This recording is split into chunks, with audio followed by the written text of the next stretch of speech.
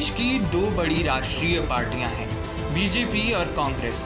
5 राज्यों में चुनावों के नतीजों पर गौर करें तो एक तरफ बीजेपी बार बार चुनाव में ये साबित करती है कि उनकी चुनाव मशीनरी और संगठन सर्वश्रेष्ठ है। दूसरी तरफ कांग्रेस है जो एक के बाद एक अपनी पकड़ वाले राज्य गंवाती जा रही है। बीजेपी में अहम फैसले लेने वाली टॉप बॉडी है बीजेपी संसदीय बोर्ड, वहीं कांग्रेस में अहम फैसले लेती है कांग्रेस वर्किंग कमेटी। हमने इन दोनों पार्टियों की टॉप बॉडी में शामिल लोगों की पड़ताल की है। बीजेपी के संसदीय बोर्ड में शामिल ज्यादातर सदस्य ऐसे लोग हैं जो खुद चुनाव जीतने वाले नेता रहे हैं, जमीन और संगठन पर ठोस पकड़ रखते हैं और चर्चा में भी बने रहते हैं। दूसरी तरफ कांग्रेस की वर्किंग कमेटी में ऐसे नेता हैं जो न तो खुद चुनाव जीत पाते हैं न संगठन में पकड़ है। पार्टी के 21 में से 7 नेता ऐसे हैं जो 75 की उम्र पार कर चुके हैं, जबकि बीजेपी ने 75 की उम्र पार कर चुके ज्यादातर नेताओं को मार्गदर्शक मंडल में भेज दिया है। 2013 के बाद बीजेपी चुनाव मशीन हो गई है। एक के बाद एक चुनाव जीतते हुए 10 राज्यों में अपनी और 7 राज्यों में गठबंधन की सरकार बना ली है। देश के कुल 17 राज्यों में बीजेपी का शासन है, जबकि कांग्रेस अब केवल 2 राज्यों तक सिमट चुकी है। वहीं 3 राज्यों में उसकी गठबंधन की सरकार है। बीजेपी संसदीय बोर्ड में संगठन के माहिर खिलाड़ी शामिल हैं, जिनके बारे में हम आपको बताएंगे। बीजेपी में शामिल शीर्ष निर्णय लेने वाली संस्था है संसदीय बोर्ड। इसमें 11 सदस्य हैं जिन्हें बीजेपी अध्यक्ष द्वारा चुना जाता है। फिलहाल इसमें 7 सदस्य हैं, जबकि 4 पद खाली हैं। इनमें से एक पद भरने के लिए महिला नेता की तलाश है, जबकि दूसरे पद के लिए उत्तर प्रदेश के सीएम योगी आदित्यनाथ का नाम चर्चा में है। बीजेपी की टॉप वर्किंग कमेटी यानी कि संसदीय बोर्ड में कौन कौन शामिल है उसके बारे में आपको बता दें। पीएम नरेंद्र मोदी, जेपी नड्डा, अमित शाह, राजनाथ सिंह, नितिन गडकरी, शिवराज सिंह चौहान और बीएल संतोष जैसे तमाम कद्दावर नेता बीजेपी की इस संसदीय बोर्ड में शामिल हैं। 10 राज्यों में बीजेपी की सरकारें हैं, 7 राज्यों में गठबंधन से बीजेपी ने सरकार बनाई हुई है। अरुणाचल प्रदेश, गोवा, गुजरात, कर्नाटक, हिमाचल प्रदेश, मध्य प्रदेश, उत्तराखंड, उत्तर प्रदेश, असम और मणिपुर में बीजेपी की सरकार है, जबकि बिहार, हरियाणा, मेघालय, नागालैंड, पुडुचेरी, सिक्किम और त्रिपुरा में गठबंधन की सरकार चल रही है। आज की स्थिति में बीजेपी 10 राज्यों की पूर्ण बहुमत वाली सरकार है, वहीं 7 राज्यों में बीजेपी गठबंधन सरकार में है। इस तरह आज भी बीजेपी की 17 राज्यों में सरकार है। हालांकि बीजेपी साल 2018 में अपनी शिखर पर थी। देश के 29 राज्यों में से 21 राज्यों में बीजेपी की सरकारें थी। अब बात कांग्रेस के नेताओं की, जिन्हें पब्लिक ने रिजेक्ट किया, वो CWC में शामिल हो गए। CWC यानी कि कांग्रेस वर्किंग कमेटी के 5 नेता पिछले कुछ समय से लगातार चुनाव हार रहे हैं, जबकि बाकी की ज़मीनी पकड़ बेहद कमज़ोर है। उन्होंने राज्यसभा के जरिए ही पूरा सियासी सफ़र तय किया है।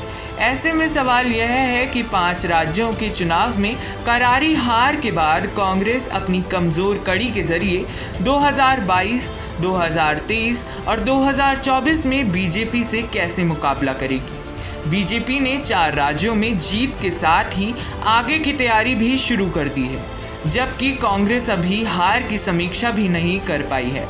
अब कांग्रेस की supreme body Congress working committee में कौन कौन शामिल है उनके बारे में आपको बताते हैं। सोनिया गांधी, जो कि कांग्रेस की सबसे बड़ी नेता हैं। मनमोहन सिंह पूर्व पीएम रह चुके हैं। संगठन और ज़मीन दोनों पर उनकी कुछ खास जो पकड़ है वो नहीं है। राहुल गांधी, प्रियंका गांधी, AK एंटनी, गुलाम नबी आज़ाद, मल्लिकार्जुन खड़गे, अजय माकन, अंबिका सोनी, आनंद शर्मा, गईखंगम गंगमई, जितेंद्र सिंह, KC वेणुगोपाल, मुकुल वासनिक, ओमन चांडी, ललथन हवला, P चिदम्बरम, रणदीप सुरजेवाला, रघुवीर मीणा, तारिक अनवर जैसे तमाम नेता CWC यानी कि कांग्रेस वर्किंग कमेटी में शामिल हैं। अब आपको बता दें कि CWC के जो तमाम निर्णय हैं वो क्या कांग्रेस को पर बैकफायर कर रहे हैं, इन पर समीक्षा करने के लिए हमने बात की राजनीतिक सलाहकार और road map to win election in last hour के लेखक एवं संपादक डॉक्टर सुनील मिश्रा से।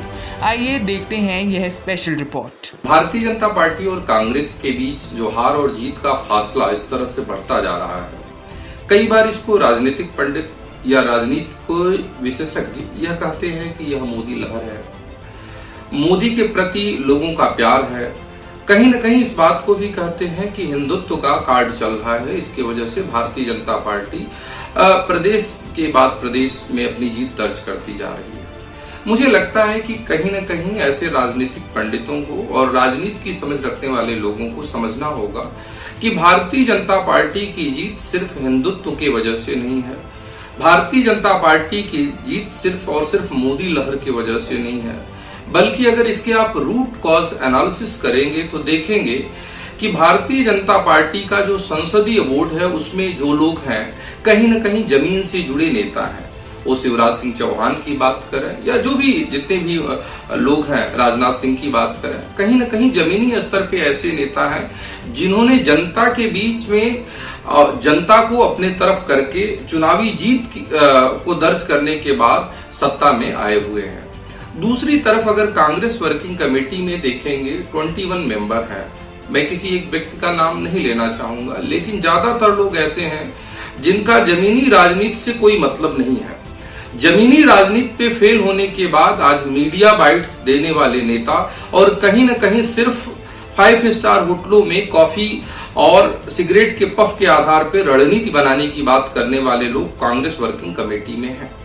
मुझे लगता है कि जो जीत और हार के फासले भारतीय जनता पार्टी और कांग्रेस में बढ़ रहे हैं, इसके लिए मूलभूत जरूरत यह है कि कांग्रेस की वर्किंग कमेटी को रीस्ट्रक्चर्ड करना पड़ेगा।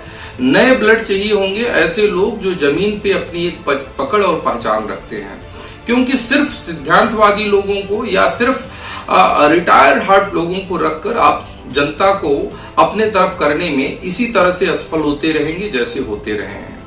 दूसरी एक सबसे बड़ी चीज मुझे लगता है कि भारतीय जनता पार्टी और कांग्रेस में कहीं न कहीं जो जीत और हार के फासले रख रहे हैं, अनुशासन की कमी है। आप अगर देखें वो G23 की बात करें या अभी उसके एक्सटेंशन हो रहे हैं, जब मल्टीपल डिसीजंस मेकिंग हो जाती है किसी भी पार्टी में, तो वहां पे कोई एक विचारधाराएं नहीं रह जाती हैं, कोई एक डिसिप्लिन नहीं रह जाती है, जनता के बीच में भी सेम मैसेज जाता है। तो पहली चीज तो कांग्रेस को अगर अपने रिवाइवल प्लान के लिए सोचना है तो कांग्रेस वर्किंग कमेटी में एक बहुत बड़ी खामी है। ऐसे लोग जो जनता के द्वारा नकारे गए हैं आज कांग्रेस वर्किंग कमेटी में है, उसको रिस्ट्रक्चरिंग करनी पड़ेगी। अगर ऐसे लोगों को रखना पड़ेगा जिनकी पकड़ जनता के बीच में है, जिन्होंने पिछले 4-5 सालों में ऐतिहासिक चुनाव में अपनी जीत दर्ज की है।